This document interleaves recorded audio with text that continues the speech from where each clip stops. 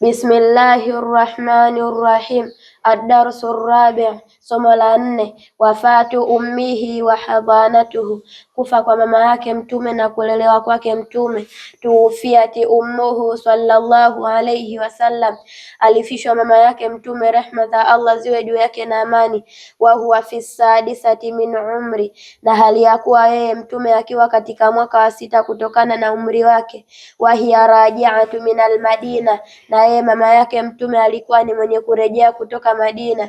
Wakad dhahabat ila al-Madina, na hakika alikwenda Madina. Lidhiyarati qabli abihi, kwa ajili ya kulizuru kaburi la baba yake Mtume. Wa maaha jadduhu Abdul Muttalib, na aliyekuwa pamoja na mama yake Mtume ni babu yake Mtume aitwaye Abdul Muttalib. Wakad dufinat bil Abewa, na hakika alizikwa kwenye sehemu inayoitwa Abewa. Wa hiya qaryatun baina Makkah wal Madina, nacho ni kitongoji kilichopo kati ya Maka na Madina. Fahadhanatuhu Ummu Ayman, basi alimlea Mtume Ummu Ayman. Khadimatu abihi Abdillah, mtumishi wa baba yake Mtume mzee Abdallah. As'ila, maswali. Mata tuwufiyati ummuhu, wakati gani alifishwa mama yake Mtume? Tuwufiyati ummuhu sallallahu alayhi wasallam, alifishwa mama yake Mtume, rehma za Allah ziwe juu yake na amani. Wa huwa fi sadisati min umri, na hali ya kuwa yeye Mtume akiwa katika mwaka wa 6 kutokana na umri wake. Wa hiya raji'atu min al-Madina, na yeye mama yake Mtume alikuwa ni mwenye kurejea kutoka Madina. Limadha dhahabat ila al-Madina, kwa nini alikwenda Madina? Dhahabat ila al-Madina, alikwenda Madina. Lidhiyarati qabli abihi, kwa ajili ya kulizuru kaburi la baba yake Mtume. Wa maaha jadduhu Abdul Muttalib, na aliyekuwa pamoja na mama yake Mtume ni babu yake Mtume aitwaye Abdul Muttalib. Aina dufinat, wapi alizika? Dufinat bil Abewa, alizikwa kwenye sehemu inayoitwa Abewa. Wa hiya qaryatun baina Makkah wal Madina, nacho ni kitongoji kilichopo kati ya Maka na Madina. Man hadhanathu ba'da wafati ummi, ni nani alimlea Mtume baada ya kufa mama yake? Hadhanatuhu Ummu Ayman, alimlea Mtume Ummu Ayman. Khadimatu abihi Abdillah, mtumishi wa baba yake Mtume mzee Abdallah. Ad-darsul khamis, somo la 5. Tarbiyatuhu wa wafatu jaddi, kulelewa kwake Mtume na kufa kwa babu yake. Qama bitarbiyatihi ba'da wafati ummi, aliyesimama kidete kwa kumlea Mtume baada ya kufa mama yake. Jadduhu Abdul Muttalib, ni babu yake Mtume aitwaye Abdul Muttalib. Wa kana yuhibbuhu akthara min hubbihi li aulade, na alikuwa Abdul Muttalib akimpenda zaidi Mtume kuliko penzi lake kwa watoto wake. Walamma balagha umruhu sallallahu alayhi wasallam 8 sanawati, na zama ulipofikia umri wake Mtume, rehma za Allah ziwe juu yake na amani, miaka 8. Mata jaddu, alikufa babu yake. Baada an kafalahu sanataini, baada ya kumlea Mtume miaka 2. Wa baada wafati jaddi, na baada ya kufa babu yake. Kafalahu ammuhu Abu Talib, alimlea baba yake mdogo aitwaye Abu Talib. Wa kana faqira, na alikuwa Abu Talib ni fakiri. Fawassa Allahu rizqa, basi alimkunyulia Allah riziki yake. Wa kana sallallahu alayhi wasallam fi muddati kafalati ammi, na alikuwa mtume wetu Muhammad, rehma za Allah ziwe juu yake na amani, katika muda wa malezi ya baba yake mdogo. Qani'an, alikuwa Mtume ni mwenye kutosheka. Bima qasamahu Allah, kwa kile ambacho amemgawia yeye Allah. Wayassarahu la, na alichomfanyia wepesi yeye. As'ila, maswali. Man qama bitarbiyatihi ba'da wafati ummi, ni nani aliyesimama kidete kwa kumlea Mtume baada ya kufa mama yake? Qama bitarbiyatihi ba'da wafati ummi, aliyesimama kidete kwa kumlea Mtume baada ya kufa mama yake. Jadduhu Abdul Muttalib, ni babu yake Mtume aitwaye Abdul Muttalib. Mata tuwufiyat jadduhu, wakati gani alifishwa babu yake Mtume? Tuwufiyati jaddu, alifishwa babu yake Mtume. Lamma balagha umruhu sallallahu alayhi wasallam 8 sanawati, zama ulipofikia umri wake Mtume, rehma za Allah ziwe juu yake na amani, miaka 8.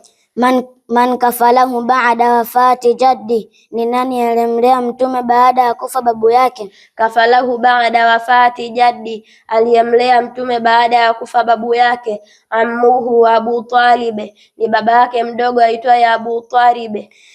Kaifa kanat halu, vipi ilikuwa hali yake mtume? Muddata kafalati ammihila, muda wa malezi ya baba yake mdogo kwake yeye mtume. Kanat halu, ilikuwa hali yake mtume. Muddata kafalati ammihila, muda wa malezi ya baba yake mdogo kwake yeye. Qani'an, alikuwa mtume ni mwenye kutosheka. Bima qasamahu Allah, kwa kile ambacho amemgawia yeye Allah. Wayassarahu la, na alichomfanyia wepesi yeye. Wassalamu alaikum warahmatullahi wabarakatuh. Waalaikumsalam warahmatullahi wabarakatuh. Bismillahirrahmanirrahim. Almada, somo. Lughatul arabia, lugha ya Kiarabu. Almaudhuu, kipengele. Almuthanna, uwili. Mufrad, umoja. Muthanna, uwili. Asadun, simba mmoja. Asadani, simba wawili. Fiilun, tembo mmoja. Fiilani, tembo wawili. Dhi'bun, mbwa mwitu mmoja. Dhi'bani, mbwa mwitu wawili. Himarun, punda mmoja. Himarani, punda wawili. Kalbun, mbwa mmoja. Kalbani, mbwa wawili. Dhifda'un, chura mmoja. Dhifda'ani, chura wawili. Samakun, samaki mmoja. Samakani, samaki wawili. Mufrad, umoja. Muthanna, uwili. Rajulun, mwanaume mmoja. Rajulani, wanaume wawili. Rijlun, mguu mmoja. Rijulani, miguu miwili. Tiflun, mtoto mmoja. Tiflani, watoto wawili. Twalibun, mwanafunzi mmoja. Twalibani, wanafunzi wawili. Bintun, msichana mmoja. Bintani, wasichana wawili. Madrasatun, shule moja. Madrasatani, shule mbili. Alqaida, kanuni. Almuthanna huwa alladhi yadullu ala shay'ain, uwili ni jina ambalo linajulisha juu ya vitu viwili vya kiume, au shay'atain, au vitu viwili vya kike. Biziadati alfi wa nun, kwa kuzidisha alifu na nun. Au ya'i wa nun, au ya na nun. Ala mufradi, juu ya umoja wake. Al-amthila, mifano. Tilmidhani, wanafunzi wawili wa kiume. Tilmidhaini, wanafunzi wawili wa kiume. Tilmidhatani, wanafunzi wawili wa kike. Tilmidhataini, wanafunzi wawili wa kike. Kitwani, pakadume wawili. Kitwaini, pakadume wawili. Kitwatani, pakajike wawili. Kitwataini, pakajike wawili. Wassalamu alaikum warahmatullahi wabarakatuh. Bismillahirrahmanirrahim. Almada, somo. Akhlaq, tabia. Almaudhuu, kipengele. Taatul walidaini, kuwatii wazazi wawili. Walidaka huma sababu fi wujudika, wazazi wako wawili wao ndio sababu katika kupatikana kwako. Walaulahuma lama kunta maujuda, na lau si wao usingekuwa mwenye kupatikanwa. Waqad taiba fi tarbiyatika taaban kathira, na hakika wamepata tabu katika kukulea tabu nyingi. Fa ummuka hamalatka fi batniha 9 ashhur, ama mama yako amekubebea mimba ndani ya tumbo lake miezi 9. Wa wada'atka bitaabe, na akakuzaa kwa tabu. Wa arda'atka wa rabbatka, na akakunyonyesha na akakulea. Wa abuka yasaa li maishatika, na hali ya kuwa baba yako anakwenda kwa ajili ya kuangaikia maisha yako. Wa adkhalaka almadrasata indama kaburta, na akakuingiza madrasa zama ambapo ulipokuwa mkubwa. Fa ala kulli insani wajibun an yatabarra walidayhi, basi ni wajibu juu ya kila mwanadamu kuwatendea wema wazazi wake wawili. Bi an yamtathila amrahuma, kwa kutekeleza amri zao. Wala yukhalifuhuma fi shay'in yastati'u amala, na wala wasiwapinge wao katika jambo analoweza kulitenda.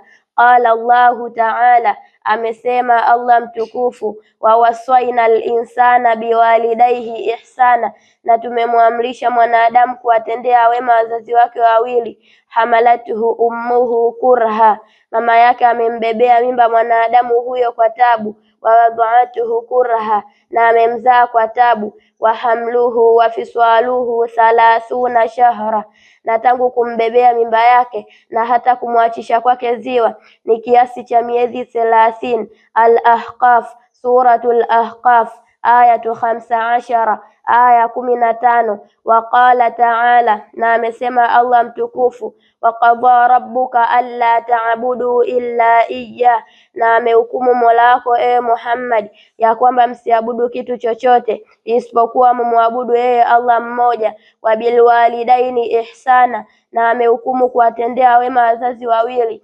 Imma yablughanna indaka alkibara ahaduhuma, ima akifikia uzee mmoja wao na hali ya kuwa yupo pamoja na wewe, au kilahuma, au akifikia uzee wote wawili baba na mama, fala takul lahuma basi usiseme japo kuambia wala tanharuhuma, na wala usiwakemee. Waqul lahuma qawlan karima, nasema nao maneno mazuri ya heshima. Wakhfidh lahuma janaha dhulli minar rahma, na inamisha kwa wao bawa la uzalili kutokana na huruma.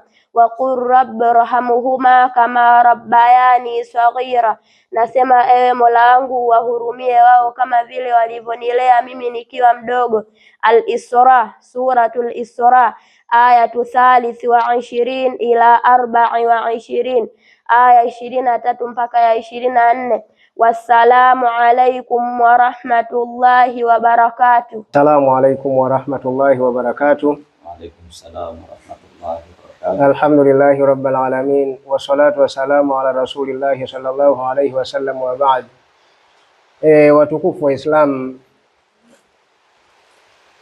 mimi na mwenzangu Ustadh Ramadhani hapa ndio maustadhi ambao tunawafundisha hawa vijana mliowasikia, lakini hapa madrasa tuna changamoto ambazo tunazo ni nyingi, lakini kubwa zaidi ni changamoto mbili. Changamoto ya kwanza ni swala zima la nauli. Mimi na mwenzangu hatuishi hapa Mwasonga, mimi naishi Vijibweni, mwenzangu Ustadh Ramadhani anaishi Kibada. Kwa hiyo ili tufike hapa katika madrasa kufundisha tunahitaji nauli. Hii ni changamoto ya kwanza. Nauli imekuwa ni mtihani mkubwa sana. Hawa vijana takriban tuna mwaka wa pili sasa tunawafundisha, lakini nauli imekuwa changamoto sana, kiasi ambacho hata uendeshaji wenyewe wa madrasa unakuwa ni mtihani. Kwa hiyo tunaomba ndugu Waislamu muweze kutusaidia swala zima la usafiri kwa maana ya nauli, kwa sababu kutoka kule kuja huku na kutoka huku kurudi nyumbani kunahitaji nauli. Watukufu Waislamu, tunaomba sana jitihada ambazo tunazozifanya kwa uwezo wa Allah kama hivi ambavyo mmewasikia vijana. Kwa hiyo tunaomba sana msaada wenu, mtusaidie nauli. Jambo la pili au changamoto ya pili ni swala zima za malipo ya ada. Huko tulipo ni kijijini, wana wazazi wenyewe pesa ya kuweza kulipa ada wa kweli hakuna. Kwa hiyo sisi tunajitolea kwa uwezo wa Allah kuweza kufundisha, lakini sisi ni wanadamu, sisi tunahitaji kula, tunahitaji kuvaa, vile vile tuna familia. Kwa hiyo tunahitaji vile vile chochote kitu cha kuweza kutusaidia katika nini, katika maisha. Kwa hiyo Muislamu yoyote ambaye atakuwa ameguswa na hili, basi tunaomba inshallah aweze kutusaidia. Tunaomba sana muweze mkutuchangia ili tuweze kupata chochote, kwa kuwa sisi ni wanadamu, sisi sio malaika. Tunahitaji kula na mahitaji mengine, na vivyo tuna familia. Basi inshallah mimi niishie hapo, nimwachie mwenzangu Ustadh Ramadhani, na vile kama kuna nyongeza yoyote ataongezea inshallah. Wassalamu alaikum warahmatullahi wabarakatuh. Alhamdulillahi wakafa wassalatu wassalamu ala ibadihi alladhina istafa, amma ba'd. Ama baada ya kumshukuru Mwenyezi Mungu Subhanahu wa Ta'ala, ndugu watukufu wa Kiislamu, kama mlivyosikia kupita kwa ustadhi ambaye aliyetangulia na akazitaja changamoto ambazo zinazotukabili sisi juu yetu. Kwa hiyo ndugu watukufu wa Kiislamu, jamani, tujue sisi tunajitolea kama vile tunakuja huku tangie tunatembea na miguu kwa sababu kushuka hapo hiyo nauli ni kutoka hapo mpaka kutoka Kigamboni mpaka Mwasonga, lakini pale kuna kipande cha Mwasonga mpaka kuja huku basi tunakuja kama ni nusu saa tunatembea kwa mguu. Kwa hiyo hilo nayo mlijue ndugu zangu watukufu wa Kiislamu, mnaoguswa na swala hili ambaye unaguswa na dini ambaye sisi ndio tunaifundisha tu ili vijana wapate kufahamu dini yao, na kama nilivyowasikia hivyo, basi wewe unaoguswa, basi tunakuomba utuchangie katika hilo ili tuweze kuwaendeleza hawa vijana, kwa sababu kama hatukuwaendeleza hawa vijana watakuwa hawajui dini yao, na kama hawajui dini yao alafu wewe una mali unazo tu zimekaa, ndugu zangu, uji kutuchangia katika swala kama hili, basi wallahi Mwenyezi Mungu Subhanahu wa Ta'ala utaenda kumwambia nini kesho siku ya Kiyama, ikiwa sisi kama tunajitolea nafsi zetu kama hivyo, hatuna chochote, hatuna uwezo wote ambao tulikopo nayo, lakini tumezitolea nafsi zetu, tunakuja kuwafundisha vijana hawa kwa ajili ya Allah Subhanahu wa Ta'ala. Basi na wewe Muislamu jitahidi kwa ajili ya Allah, utoe ili utapata malipo, utakikuta hichi ambacho unachokitoa, sio kwa maana umetupa. Huwezi kutupa kitu kama hicho. Kama hao vijana angalia, wamehifadhi, wanania, wanasoma vitu kama hivyo, wanasoma Qur'ani, ile herufi moja tu wewe nafikiri imekuwa ndo mchango wako umetoa, inafikiri Mwenyezi Mungu atakuacha wewe? Kwa hiyo ndugu watu wa Kiislamu, tujitahidi zaidi, tujitahidi ili tuweze kuendeleza Uislamu wetu. Na mpaka hapa mimi sina zaidi. Wa hadha, assalamu alaikum wa rahmatullahi wa barakatuh. Yoyote ambaye atakuwa ameguswa na changamoto hizi tulizonazo, inshallah anaweza akachangia kwa namba yangu ifuatayo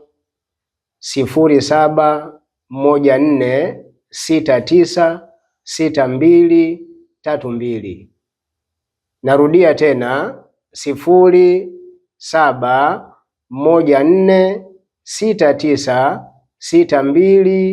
0714696232.